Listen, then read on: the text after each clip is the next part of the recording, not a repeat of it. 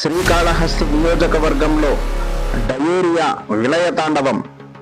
కూటమి ప్రభుత్వం వైఫల్యంపై, ప్రాథమిక ఆరోగ్య కేంద్రం అధికారుల నిర్లక్ష్యంపై మాజీ ఎమ్మెల్యే ఆగ్రహం. ఎనిగుంట మండలం గుత్తివారిపల్లెలో విచ్చలవిడిగా డయేరియా కేసులు నమోదు. పారిశుద్ధ్య లోపంతోనే డయేరియా వ్యాప్తి. మాజీ ఎమ్మెల్యే బియ్యపు మధుసూదన్ రెడ్డి 70 మంది గ్రామస్తులు డయేరియా వ్యాధి వ్యాప్తి చెంది అందులో ఒకరు మృతి.